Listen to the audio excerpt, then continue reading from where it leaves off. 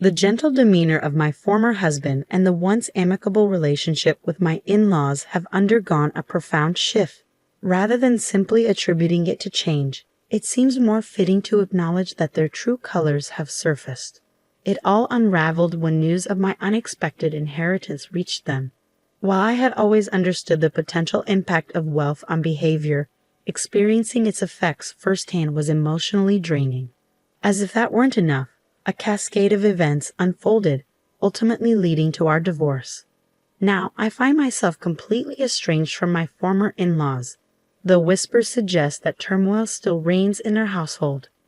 The passing of my aunt, my mother's sister, a few years ago, added another layer of complexity to my life. From a tender age, she toiled diligently, not only working hard but also investing wisely.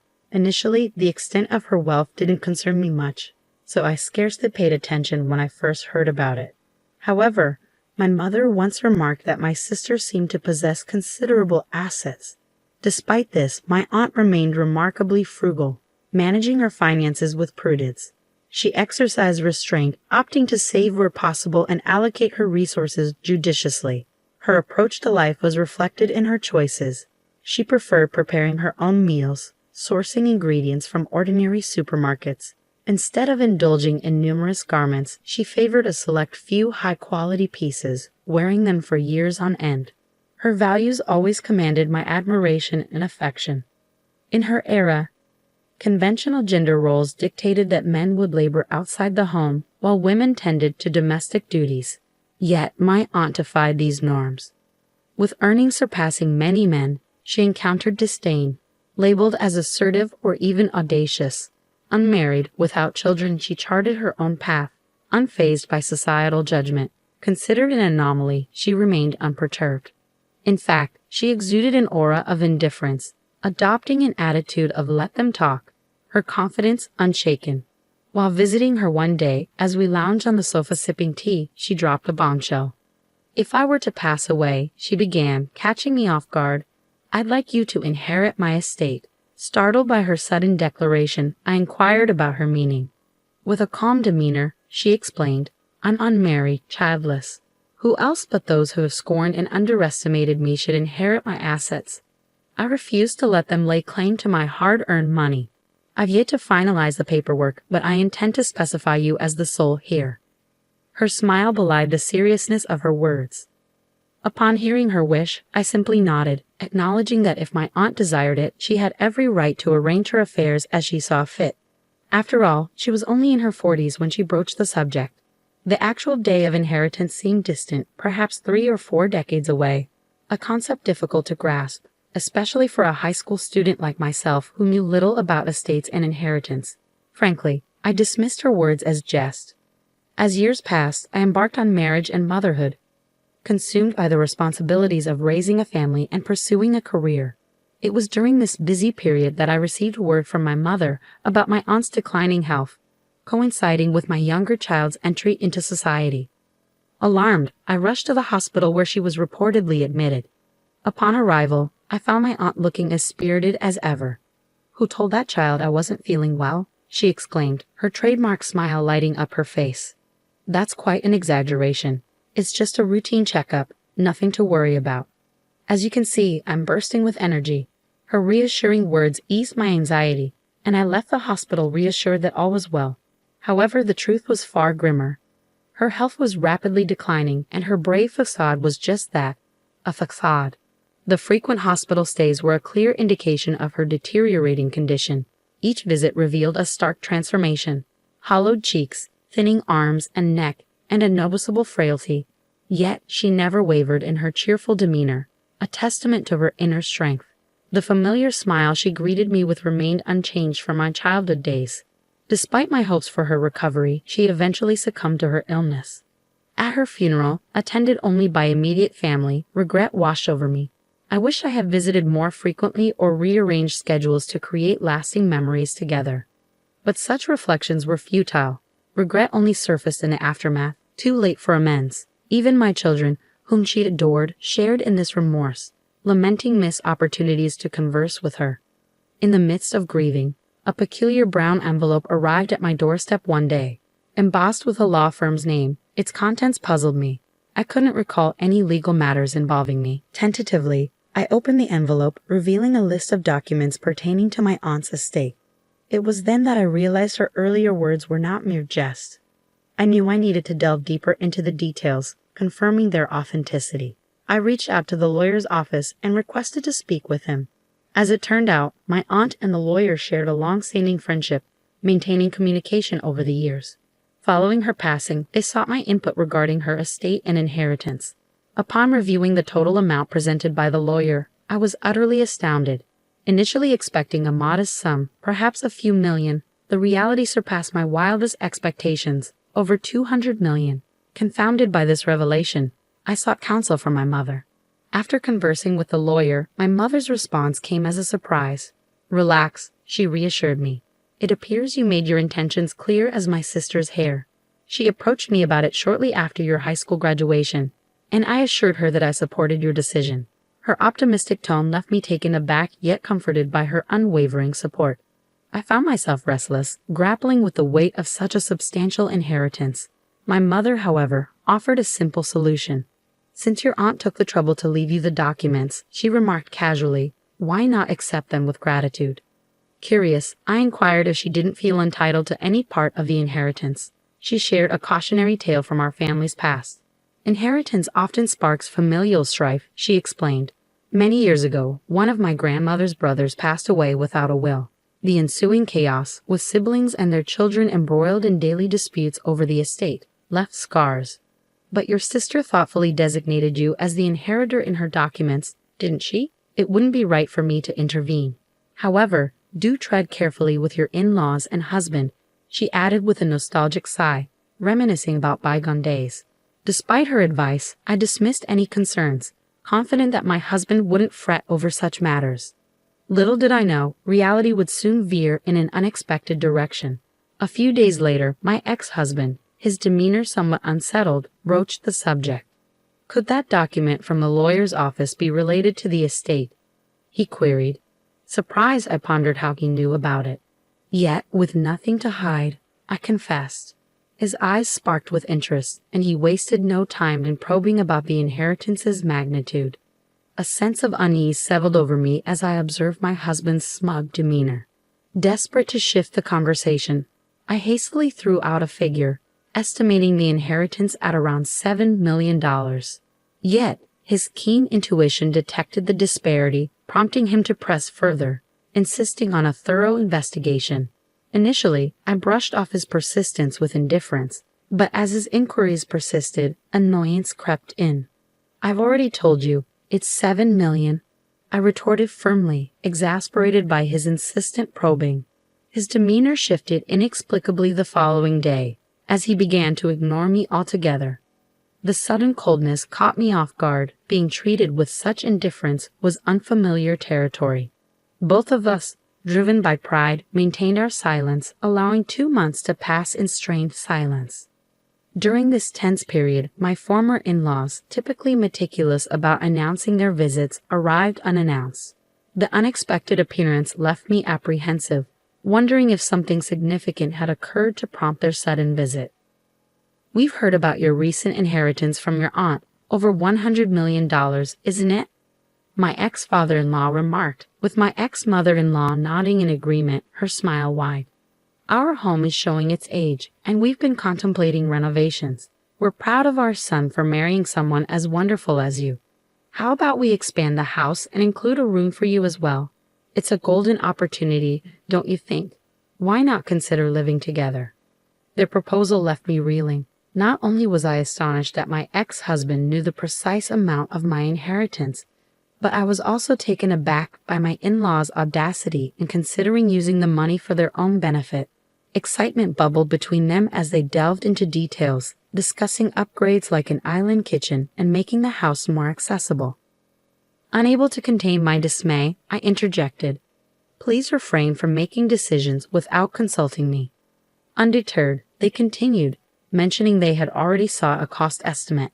It was evident they were banking on my inheritance, oblivious to the impropriety of their actions.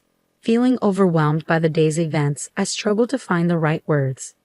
Preferring to avoid an emotional outburst, I simply requested that my in-laws leave for the day. Later that evening, when my husband returned from work, I confronted him. Initially evasive, he eventually confessed to snooping through my belongings, discovering the bank book detailing my inheritance. Its usual place was tucked deep inside my dresser, indicating he had thoroughly searched the room. His invasive behavior left me deeply disappointed.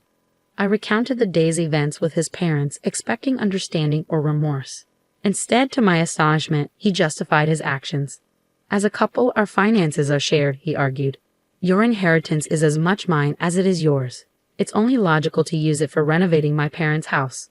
In fact, you're in the wrong for concealing the true amount of the inheritance. Despite my attempts to reason with him, my ex-husband remained steadfast in his belief that my parents' actions were justified, placing the blame squarely on me. His insistence on this single incident was exasperating enough. But what came next left me dumbfounded. In the midst of our conversation, he casually dropped the bombshell that he had quit his job. Caught off guard, I demanded clarification. His response only added to my disbelief. With your newfound wealth, I don't see the need for me to work, he explained nonchalantly. Why subject yourself to the stress and discomfort of a job when we can lead a carefree life, supported by your finances? Renovating my parents' house would elevate your status as their daughter-in-law, bringing only benefits. Why are you so opposed when it's all advantages? His words, delivered with an air of frustration, left me feeling utterly disillusioned. It was clear he was beyond reasoning with.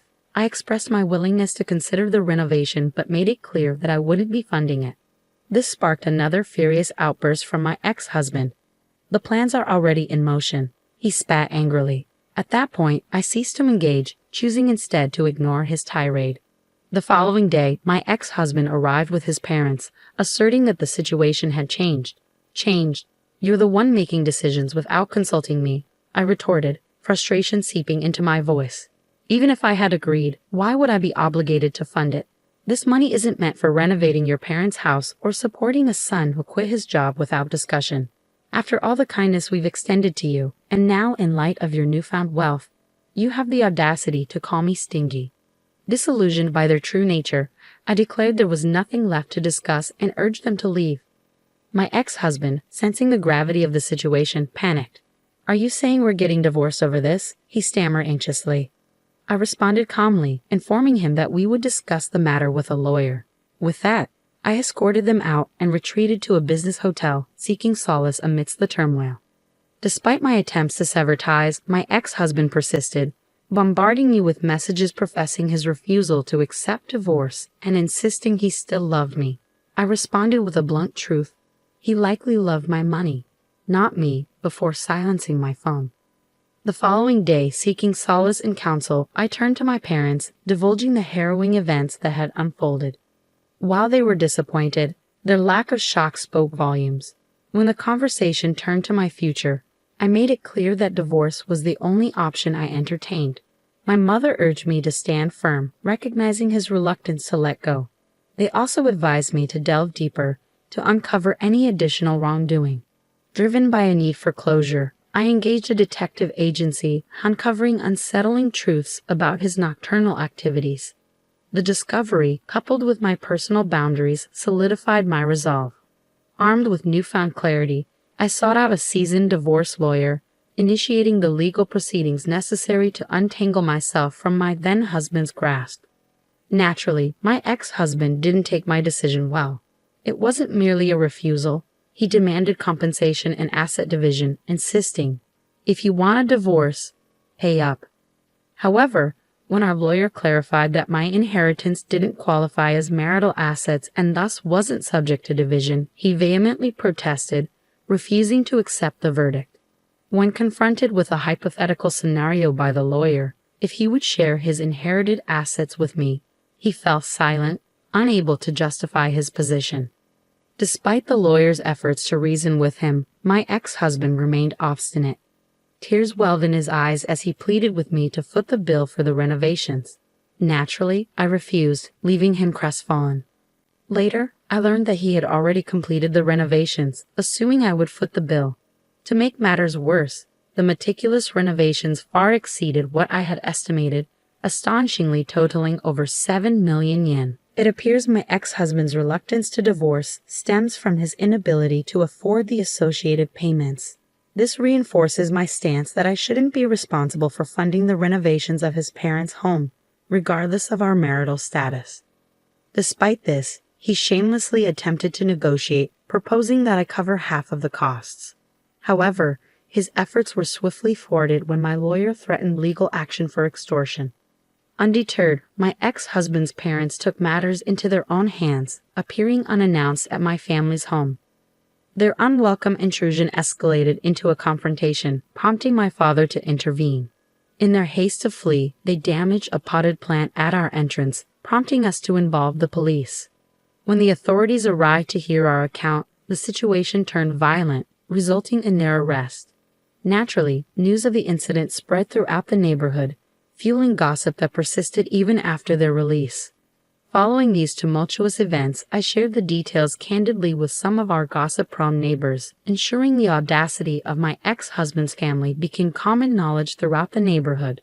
Despite our divorce, my ex-husband persisted in reaching out, professing his love and desire to reconcile. To protect myself, I obtained a restraining order through my lawyer.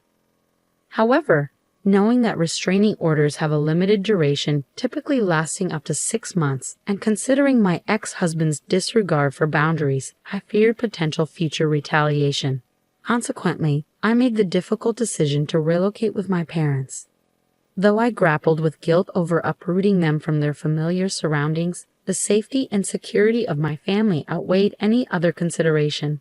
Given the circumstances and the potential dangers, moving was the only viable option. We made our escape under the cover of night, as if fleeing from imminent danger. Once we settled into our new home, I gathered the children to share the news. Understandably, they were taken aback, but they empathized with my decision, acknowledging, "If that's what you feel is necessary, we support you." Life carried on smoothly thereafter until my worst fears were realized. Despite the restraining order, reports surfaced of my ex-husband lingering around our former family home.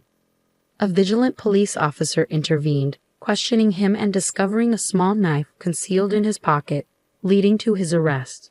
Upon learning of this alarming incident, the lawyer who had aided me in the divorce revealed that my ex-husband wished to speak with me. The mere thought sent shivers down my spine, prompting me to reflect on the potential danger I had narrowly escaped by relocating. It was a chilling reminder of the importance of taking proactive steps to ensure our safety, even when relying on legal protections. In the end, my ex-husband's release came sooner than expected, as fortunately, no one had been harmed. However, the thought of returning to the site of our former family home filled me with overwhelming fear. For a while, I lost touch with news of my ex's whereabouts. However, a friend residing near his family home kept me informed. According to them, following the completion of the renovation, heated arguments over financial matters erupted almost daily. The echoes of disputes, such as "you took out the loan in your name, so you deal with it," or "this house belongs to our parents, so they should foot the bill," reverberated loudly enough to discern the exact dialogue. Moreover, despite the recent renovations, the unsettling sounds of objects being smashed were all too frequent. On occasion, the police were even summoned to intervene. Amidst the chaos, blame for the divorce was often cast my way or directed at others who had supposedly condoned it. Before the inheritance debacle, our relationship had been relatively amicable, and the bond between my ex-husband and his father had been strong. It's disheartening to witness how money has tainted these once cherished relationships. My mother's words about the transformative power of wealth now ring painfully true. In the midst of the chaos, I overhear my ex-mother-in-law's shrill voice admonishing my ex-husband to find a job already, met with his sharp retort of "shut up." It's evident he's still unemployed, and given his age, prospects for employment seem bleak. With my side of the story out in the open, our messy divorce has become the talk of the neighborhood. People steer clear of my ex's family, fearing they'll be pestered for money. Some even believe that approaching their house could bring bad luck, a notion that I find rather amusing. As for myself, I now reside in a slightly larger rental apartment with my parents. Though they urge me to prioritize my own happiness, thoughts of remarriage hardly cross my mind. I've made peace with the idea of spending the rest of my days alongside them. I harbor a certain apprehension that disclosing my inheritance to a potential partner could lead to a similar transformation as my ex underwent. Furthermore, my lifestyle hasn't changed much. I never indulged in lavish hobbies or extravagant spending. Instead, I intend to utilize my inheritance for the well-being of my parents and myself, whether that means providing for our care in old age or celebrating significant milestones in our family's life, such as weddings or the arrival of grandchildren. The inheritance I received isn't the kind of sum that can be squandered with frivolous spending.